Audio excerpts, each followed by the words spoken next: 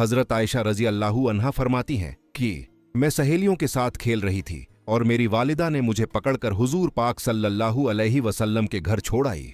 नजरीन, आज का जो वाकया है वो हजरत मोहम्मद सल्लल्लाहु अलैहि वसल्लम और हजरत आयशा रजी अल्लाहु ताला अन्हा की शादी के बारे में है कि उनका निकाह कैसे हुआ और किस उम्र में हुआ और रुखसती कब हुई। तो इस वाक़े को जरूर देखिएगा और आखिर तक जरूर देखिएगा। एक रात नबी करीम रसूलुल्लाह सल्लल्लाहु अलैहि वसल्लम अपने बिस्तर पर गहरी नींद में आराम फरमा रहे थे। ख्वाब के आलम में उन्होंने एक अजीब व गरीब मंजर देखा। उन्होंने देखा कि हजरत जिब्राइल अलैहिस्सलाम उनके सामने तशरीफ लाए हैं और उनके हाथ में एक रेशमी रूमाल है। नबी करीम रसूलुल्लाह सल्लल्लाहु अलैहि वसल्लम ने हैरत से पूछा, ए जिब्राइल, ये रूमाल क्या है? जिब्राइल अलैहिस्सलाम ने मुस्कुराते हुए फरमाया, ए अल्लाह के रसूल, आप इसे खुद खोलकर देखें तो आपको हकीकत मालूम हो जाएगी। नबी करीम रसूलुल्लाह सल्लल्लाहु अलैहि वसल्लम ने रूमाल लेकर उसे आहिस्तगी से खोला। उस रूमाल में एक नन्ही बच्ची का चमकता हुआ चेहरा नजर आया। नबी करीम रसूलुल्लाह सल्लल्लाहु अलैहि वसल्लम ने फौरन पहचान लिया और फरमाया, यह तो मेरे प्यारे दोस्त अब्बू बकर की बेटी आयशा का चेहरा है। उन्होंने जिब्राइल से पूछा, ए जिब्राइल, यह चेहरा मुझे क्यों दिखाया गया? जिब्राइल अलैहिस्सलाम ने अदब से जवाब दिया, ए अल्लाह के रसूल, यह वही मुबारक लड़की है जो दुनिया व आखिरत में आपकी रफीक ए हयात बनेगी। वह अपनी मोहब्बत से आपके दुख और तकलीफें दूर करेगी। यह कहकर जिब्राइल अलैहिस्सलाम गायब हो गए। उसी लम्हे नबी करीम रसूल सल्लल्लाहु अलैहि वसल्लम की आंख खुल गई। वह बेचैन होकर कमरे में चहलकदमी करने लगे। दिल में ख्यालात उठे, अब्बू बकर की बेटी तो अभी बहुत छोटी है, दिन भर अपनी सहेलियों के साथ गुड़िया खेलती रहती है। इतनी कम उम्र बच्ची मेरी रफीका ए हयात कैसे बन सकती है? क्या वह मोहब्बत की गहराई को समझ पाएगी? नबी करीम रसूलुल्लाह सल्लल्लाहु अलैहि वसल्लम लगातार 3 रातें यही ख्वाब देखते रहे। अब कोई शक बाकी ना रहा। उन्होंने सर झुकाकर अल्लाह ताला के हुक्म को कबूल फरमाया। कुछ अरसे बाद जब उम्मुल मोमिनीन हजरत खदीजा रजी अल्लाहु अन्हा का विसाल हुआ और नबी करीम रसूलुल्लाह सल्लल्लाहु अलैहि वसल्लम का दिल तन्हाई से भर गया, तो वो हजरत अब्बू बकर सिद्दीक रजी अल्लाहु अन्हु के घर तशरीफ ले गए। आंगन में नन्ही आयशा अपनी सहेलियों के साथ गुड़िया खेल रही थी।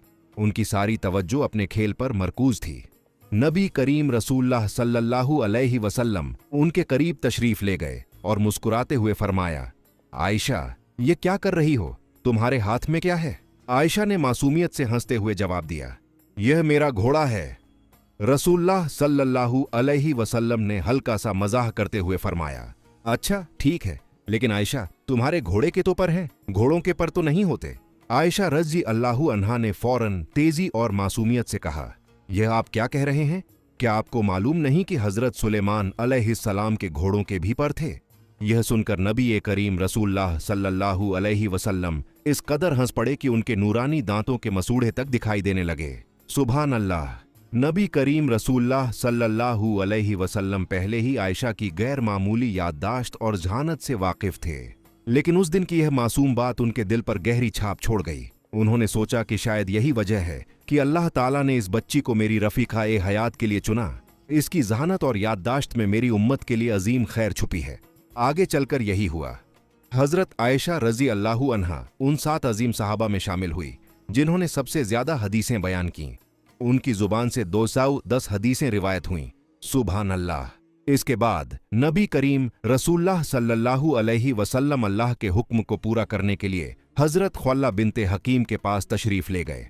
ख्वाल्ला उम्मुल मोमिनीन हजरत खदीजा रज़ी अल्लाहु अन्हा की करीबी सहेली थीं और इससे पहले भी नबी करीम रसूलुल्लाह सल्लल्लाहु अलैहि वसल्लम की तरफ से हजरत सावदा रज़ी अल्लाहु अन्हा के यहाँ निकाह का पैगाम लेकर जा चुकी थीं। इस बार भी नबी करीम रसूलुल्लाह सल्लल्लाहु अलैहि वसल्लम ने उन्हें बुलाया और अपने तीनों ख्वाबों का तफसीली हाल सुनाया। फिर फरमाया, अब्बू बकर के घर जाओ और मेरी तरफ से यह पैगाम पहुंचाओ। ख्वाला बिनते हकीम ये सुनकर निहायत खुश हुईं और फौरन हजरत अब्बू बकर सिद्दीक रजी अल्लाहु अन्हु के घर रवाना हो गईं। लेकिन उस वक्त हजरत अब्बू बकर घर पर मौजूद ना थे। ख्वाला ने उम्मे रुमान अब्बू बकर की अहलिया को नबी करीम रसूलुल्लाह सल्लल्लाहु अलैहि वसल्लम का पैगाम सुनाया। यह सुनकर उम्मे रुमान की खुशी की इंतहा ना रही। वो बरसों से इस मुबारक खबर की मुंतजिर थीं। खुशी से उनकी जुबान गूंगी हो गई। अल्लाह की कुदरत देखिए कि ख्वाल्ला अभी घर से बाहर भी नहीं निकली थीं कि हजरत अबू बकर रजी अल्लाहु अन्हु घर तशरीफ ले आए। ख्वाल्ला ने उन्हें देखते ही अल्लाह का शुक्र अदा किया और कहा, ए अबू बकर, सुनो, नबी करीम रसूलुल्लाह सल्लल्लाहु अलैहि वसल्लम ने तुम्हारी बेटी आयशा के लिए निकाह का पैगाम भेजा है। अब तुम बताओ कि इस बारे में तुम्हारी राय क्या है। ये सुनकर हजरत अबू बकर रजी अल्लाहु अन्हु की खुशी की कोई हद न रही। वो हमेशा से चाहते थे कि उनका खानदान रसूलुल्लाह सल्लल्लाहु अलैहि वसल्लम से रिश्तेदारी में मुसलसिल हो, लेकिन कभी हिम्मत ना कर पाए कि यह ख्वाहिश जुबान से अदा करें।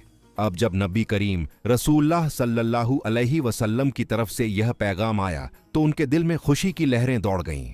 उन्होंने सजदे शुक्र अदा किया और कहा, यह अल्लाह की मर्जी है। अल्लाह ही चाहते हैं कि मेरी बेटी का निकाह रसूलुल्लाह सल्लल्लाहु अलैहि वसल्लम से हो। लेकिन सजदे से सर उठाकर वो कुछ सोच में पड़ गए और बोले, ख्वाल्ला, ये निकाह कैसे मुमकिन है? नबी करीम रसूलुल्लाह सल्लल्लाहु अलैहि वसल्लम तो मेरे भाई हैं और आयशा उनकी भतीजी है। भतीजी से तो निकाह नहीं हो सकता। ख्वाल्ला यह सुनकर फौरन नबी करीम रसूलुल्लाह सल्लल्लाहु अलैहि वसल्लम के पास वापस आईं और सारी बात बता दी। नबी करीम रसूलुल्लाह सल्लल्लाहु अलैहि वसल्लम ने मुस्कुराते हुए फरमाया, अबू बकर मेरे खून के भाई नहीं बल्कि दीन के भाई हैं, इसीलिए इस रिश्ते में कोई शरई रुकावट नहीं। ये जवाब सुनकर ख्वाल्ला का दिल खुशी से झूम उठा। वो दोबारा हजरत अबू बकर रजी अल्लाहु अन्हु के घर गईं और यह खुशखबरी सुना दी।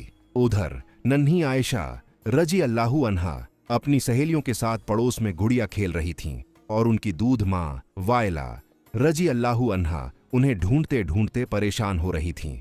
आखिरकार जब उन्होंने आयशा को पड़ोस में पाया तो उन्हें घर ले आईं।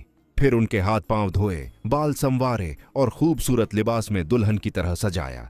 उसके बाद आयशा रजी अल्लाहु अन्हा को एक सादी सी सगाई की तकरीब में लाया गया। यह महफिल बहुत सादी थी, जिसमें सिर्फ आयशा, उनकी वालिदा उम्मे रुमान, हजरत अबू बकर रजी अल्लाहु अन्हु, कुछ सहाबा और नबी करीम रसूलुल्लाह सल्लल्लाहु अलैहि वसल्लम मौजूद थे। सुभान अल्लाह। निकाह का वक्त आया तो हजरत अबू बकर रजी अल्लाहु अन्हु ने खुद खुतबा पढ़ा और 400 दिरहम मेहर तय किए। यूं निकाह मुकम्मल हो गया। यह था रसूलुल्लाह सल्लल्लाहु अलैहि वसल्लम का निकाह। इसके बाद नबी करीम रसूलुल्लाह सल्लल्लाहु अलैहि वसल्लम मक्का की सरजमीन पर दीन की दावत में मशरूफ हो गए और नन्ही आयशा रजी अल्लाहु अन्हा अपने वालिदैन के घर सहेलियों के साथ खेलती रहीं। क्योंकि उनकी उम्र अभी कम थी, वो बहुत शरारती भी थीं। उम्मे रुमान कभी कभी उन्हें डांट देतीं, लेकिन आयशा कहाँ मानती थीं। एक दिन उन्होंने इतना शोर मचाया कि उम्मे रुमान ने गुस्से में डांट दिया। आयशा रोते हुए दरवाजे की चौखट पकड़कर मुंह फुलाए खड़ी थी कि अचानक रसूलुल्लाह सल्लल्लाहु अलैहि वसल्लम वहां तशरीफ ले आए। उन्होंने उम्मे रुमान से फरमाया, मैंने आपसे कहा था कि आयशा को कुछ न कहें, लेकिन आपने मेरी बात ना मानी। यह सुनकर उम्मे रुमान शर्मिंदा हुईं और बोलीं, ऐ अल्लाह के रसूल, वह मेरी कोई बात नहीं मानती और जब मैं कुछ कहती हूं तो अपने अब्बा से शिकायत कर देती है। नबी करीम रसूलुल्लाह सल्लल्लाहु अलैहि वसल्लम मुस्कुराए और फरमाया, वो जो भी करे आप उसे सिर्फ मेरे लिए कुछ ना कहें, उसे उसकी मासूमियत में रहने दें। उधर कुरैश ने नबूवत के बाद से ही मुसलमानों पर जुल्म शुरू कर दिए थे। 12 साल गुजर गए और उनके मजालिम दिन ब दिन बढ़ते गए। काफिर कुरैश ने तो यहां तक साजिशें शुरू कर दी कि नबी करीम रसूलुल्लाह सल्लल्लाहु अलैहि वसल्लम को शहीद कर दिया जाए। इसी दौरान मदीना के लोगों ने नबी करीम रसूलुल्लाह सल्लल्लाहु अलैहि वसल्लम को अपने शहर आने की दावत दी और वादा किया, ऐ अल्लाह के रसूल, आप मदीना तशरीफ लाए, हम आप और तमाम मुसलमानों को मुकम्मल तहफ़्फ़ुज़ देंगे और इस्लाम कबूल करेंगे। खुफिया तौर पर मदीना के लोगों से बैत हुई। फिर रसूलुल्लाह सल्लल्लाहु अलैहि वसल्लम ने साहबा को हुक्म दिया, तुम लोग चुपके से दो दो करके मदीना की तरफ रवाना हो जाओ ताकि कुरैश को खबर ना हो। इसके बावजूद बहुत से सहाबा छुपकर हिजरत कर गए। अब नबी करीम रसूलुल्लाह सल्लल्लाहु अलैहि वसल्लम ने मदीना जाने का हतमी फैसला कर लिया। बस अल्लाह के हुक्म का इंतजार था। एक दिन दोपहर को अचानक नबी करीम रसूलुल्लाह सल्लल्लाहु अलैहि वसल्लम हजरत अबू बकर रजी अल्लाहु अन्हु के घर तशरीफ ले आए। उन्हें उस वक्त देखकर अबू बकर परेशान हुए और बोले, लगता है कोई अहम खबर है। रसूलुल्लाह सल्लल्लाहु अलैहि वसल्लम ने फरमाया, अबू बकर, अल्लाह ने मुझे मक्का छोड़कर मदीना हिजरत करने की इजाजत दे दी है। यह सुनकर अबू बकर रजी अल्लाहु अन्हु जोश से बोले, ए अल्लाह के रसूल, क्या मुझे आपके सफर का साथी बनने की शहादत मिलेगी? रसूलुल्लाह सल्लल्लाहु अलैहि वसल्लम ने मुस्कुराते हुए फरमाया, हाँ अबू बकर, इस सफर में तुम ही मेरे साथी होगे। ये सुनकर अब्बू बकर रजी अल्लाहु अन्हु की आंखों से खुशी के आंसू बह निकले। उन्होंने कहा, अल्हम्दुलिल्लाह, इससे बड़ी नेमत क्या हो सकती है कि मैं अपने नबी का हमसफर बनूं। ऐ अल्लाह के रसूल, जब से आपने हिजरत की ख्वाहिश जाहिर की थी, तब से मैंने 2 ऊंट खरीद कर उनकी तैयारी शुरू कर दी थी। अगले ही दिन हजरत अब्बू बकर रजी अल्लाहु अन्हु खुद नबी करीम रसूलुल्लाह सल्लल्लाहु अलैहि वसल्लम के पास आए और कहा, ऐ अल्लाह के रसूल, आप अपनी अहलिया को घर क्यों नहीं ला रहे। नबी करीम रसूलुल्लाह सल्लल्लाहु अलैहि वसल्लम ने हल्की सी झिझक के साथ फरमाया, अब्बू बकर, मैं सोच रहा हूं कि मेरे पास अभी पूरा मेहर मौजूद नहीं। ये सुनकर हजरत अब्बू बकर रजी अल्लाहु अन्हु ने इजाजत ली और घर की तरफ चले गए। रास्ते में वह सोचते रहे कि मेरी बेटी नबी करीम रसूल सल्लल्लाहु अलैहि वसल्लम की अमानत है और मेहर की जिम्मेदारी भी मेरी है। वह सोचने लगे कि अगर अभी नबी करीम रसूल सल्लल्लाहु अलैहि वसल्लम को खुश कर दिया तो यह कितना अजीम काम होगा। यह सोचकर वो घर से 400 दिरहम लेकर नबी करीम रसूलुल्लाह सल्लल्लाहु अलैहि वसल्लम के पास आए और कहा, ऐ अल्लाह के रसूल, यह मेरा तोहफा है। नबी करीम रसूलुल्लाह सल्लल्लाहु अलैहि वसल्लम ने तोहफा कबूल किया और उसी रकम को हजरत आयशा रजी अल्लाहु अन्हा का मेहर बना दिया। इस तरह मेहर अदा हो गया। उस वक़्त हजरत आयशा रजी अल्लाहु अन्हा की उम्र 9 साल थी। हजरत आयशा रजी अल्लाहु अन्हा फरमाती हैं कि जब मेरी उम्र 6 या 7 साल थी, मेरा निकाह नबी करीम रसूलुल्लाह सल्लल्लाहु अलैहि वसल्लम से हुआ। फिर हम मदीना हिजरत करके आए और बनी हारिस बिन खजराज के मकाम पर उतरे। उसके बाद मुझे शदीद बुखार हुआ, जिससे मेरे सर के बाल झड़ गए और वह कानों तक रह गए। एक दिन मैं अपनी सहेलियों के साथ झूले में खेल रही थी। मेरी वालिदा उम्मे रुमान मेरे पास आई और जोर से आवाज दी। मैं उनके पास चली गई, हालांकि मुझे मालूम ना था कि वह क्यों बुला रही हैं। उन्होंने मेरा हाथ पकड़कर एक मकान के दरवाजे पर खड़ा किया। मेरा सांस फूल रहा था। जब सांस बहाल हुआ तो उन्होंने पानी लेकर मेरे चेहरे और सर पर हाथ फेरा। फिर मुझे मकान के अंदर ले गईं, जहां कुछ अंसारी औरतें मौजूद थीं। मेरी वालिदा ने मुझे उनके हवाले किया। उन्होंने मुझे सजाया और तैयार किया। फिर छाश्त के वक़्त रसूलुल्लाह सल्लल्लाहु अलैहि वसल्लम तशरीफ लाए। उन औरतों ने मुझे आप सल्लल्लाहु अलैहि वसल्लम के सुपुर्द कर दिया। उस वक़्त मेरी उम्र 9 साल थी। एक और रिवायत में है कि नबी करीम रसूलुल्लाह सल्लल्लाहु अलैहि वसल्लम चारपाई पर बैठे थे। हजरत उम्मे रुमान रजी अल्लाहु अन्हा ने मुझे आपकी गोद में बिठाया और कहा, यही आपकी अहलियां हैं। इसके बाद सब मर्द और औरतें घर से चले गए। जब सब चले गए तो नबी करीम रसूलुल्लाह सल्लल्लाहु अलैहि वसल्लम ने मेरे साथ इज़्दवाजी जिंदगी का आगाज फरमाया। हजरत अस्मा बिनते उमैस रजी अल्लाहु अन्हा से रिवायत है कि मैं हजरत आयशा रजी अल्लाहु अन्हा के ज़फ़ाफ के दिन मौजूद थी। खुदा की कसम, उस दिन कोई खास खाना ना था सिवाय दूध के एक प्याले के। रसूलुल्लाह सल्लल्लाहु अलैहि वसल्लम ने उसमें से कुछ पिया और बाकी हजरत आयशा रजी अल्लाहु अन्हा को दिया। वो शर्मा रही थीं। मैंने कहा, नबी के दस्ते मुबारक से दी गई चीज को कभी ना हटाओ, पी लो। तब उन्होंने शर्माते हुए प्याला लिया और थोड़ा सा पिया। इमाम तबरी लिखते हैं कि कुछ रिवायतों के मुताबिक नबी करीम सल्लल्लाहु अलैहि वसल्लम का हजरत आयशा रजी अल्लाहु अन्हा के साथ ज़फ़ाफ मदीना आने के 18 महीने बाद झिलकदा में हुआ, जबकि दूसरी रिवायतों के मुताबिक यह 17 महीने बाद शव्वाल में हुआ। उम्मुल मोमिनीन हजरत आयशा सिद्दीक़ा रजी अल्लाहु अन्हा जिस घर में दुल्हन बनकर आई वो कोई शानदार महल न था। मस्जिद ए नबवी के गिर्द छोटे छोटे हुजरे थे। उन्हीं में से एक हुजरा हजरत आयशा रजी अल्लाहु अन्हा का घर था। ये हुजरा मस्जिद के मशरिकी जानिब था और इसका दरवाजा मस्जिद की तरफ खुलता था।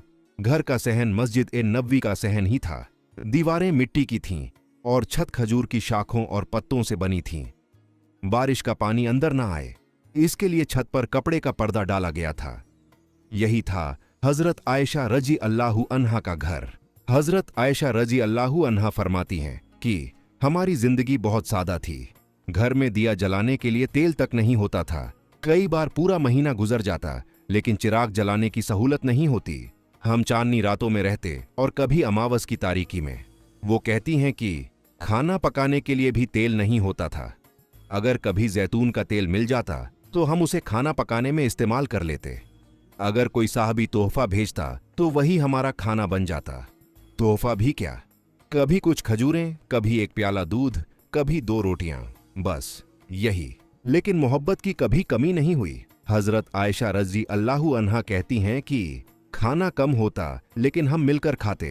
अंधेरे में जब हम खाना खाते तो कई बार एक ही निवाले पर हम दोनों के हाथ पड़ जाते। वो कहती हैं कि अगर गोश्त होता और मैं हड्डी चबा लेती तो नबी करीम रसूलुल्लाह सल्लल्लाहु अलैहि वसल्लम उसी हड्डी को उठाकर वहीं से चबाते जहां मेरे दांत लगे होते। अगर मैं प्याले से पानी पीती तो नबी करीम रसूलुल्लाह सल्लल्लाहु अलैहि वसल्लम उसी प्याले को वहीं से होंठ लगाकर पीते जहां से मैंने पिया होता। सुभान अल्लाह।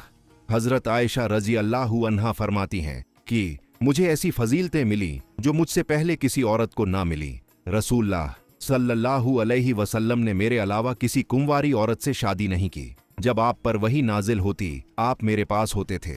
मेरी बारात में आसमानों से आयात नाजिल हुई। मैं सारी दुनिया में आप सल्लल्लाहु अलैहि वसल्लम को सबसे ज्यादा महबूब थी। जब आपको दुनिया और आखिरत का इख्तियार दिया गया आप मुझसे टेक लगाए हुए थे। जब विसाल हुआ तो मेरी ही बारी का दिन था। आपकी तदफीन मेरे हुजरे में हुई। आखिरी वक्त में आपने मिसवाक नरम करने के लिए मुझे दी और आपके लुआब ने मिसवाक को छुआ। हजरत आयशा रजी अल्लाहु अन्हा सिर्फ 18 साल की उम्र में बीवा हो गईं। उन्होंने नबी करीम रसूलुल्लाह सल्लल्लाहु अलैहि वसल्लम के साथ 9 साल गुजारे। 9 साल की उम्र में वो आप सल्लल्लाहु अलैहि वसल्लम के पास आई और जब आपका विसाल हुआ तो उनकी उम्र 18 साल थी। आपके बाद हजरत आयशा रजी अल्लाहु अन्हा तकरीबन 48 साल जिंदा रहीं और 58 हिजरी में उनका विसाल हुआ। उस वक्त उनकी उम्र 66 साल थी। वसीयत के मुताबिक उन्हें जन्नतुल बकी में रात के वक्त दफन किया गया। रसूलुल्लाह सल्लल्लाहु अलैहि वसल्लम और हजरत आयशा रजी अल्लाहु अन्हा की जिंदगी मोहब्बत और सुकून से भरी हुई थी। उनका घर छोटा सा था, न उसमें कीमती सामान था न कोई शानदार सजावट, लेकिन उस घर में मोहब्बत और सुकून इतना था कि लगता था जैसे जन्नत का एक टुकड़ा जमीन पर उतर आया हो। याद रखिए कि दौलत, शोहरत और पैसा असली सुकून नहीं देते। असली सुकून दिल का सुकून है। जिसने दिल का सुकून पा लिया उसने सारी दुनिया पा ली। या अल्लाह हमारे घरों में ऐसी मोहब्बत और सुकून अता फरमा, आमीन। अब आखिर में कमेंट में अपने शहर का नाम लिखिए और अपनी कोई दरख्वाहिश या दिल की मुराद भी बयान कीजिए।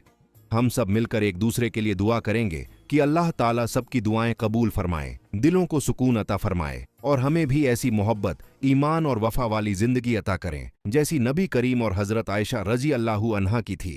आमीन या रब्बल आलमीन।